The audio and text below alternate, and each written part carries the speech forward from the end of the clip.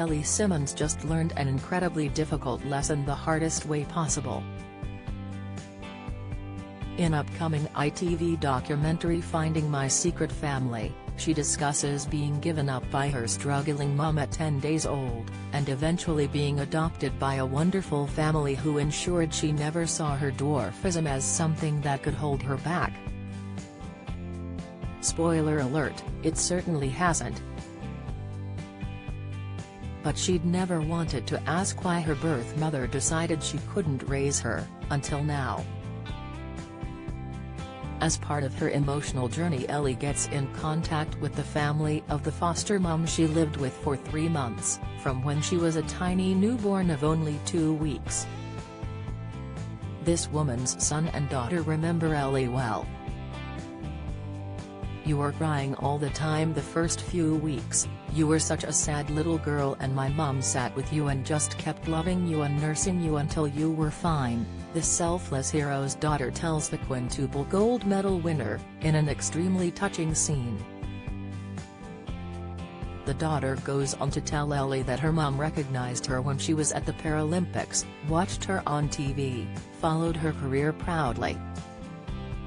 "You were a very big part of her life. She always wanted to come and find you, the only reason she didn't was because she wasn't sure if you were aware you were adopted," the son explains. Ellie begins to cry, taking in the enormity of this unbelievably kind woman who was the first person to truly show her love, opening her home and heart to her. The bitter twist to this sweet story? The foster mother died last year. "I left it too late," Ellie is forced to accept. But this heartbreaking realization ultimately has a positive impact on her life. "Missing out on meeting my foster mother has made me realize I will regret it if I don't at least try to reach out to my birth mother now. I don't want to leave it too late," she says.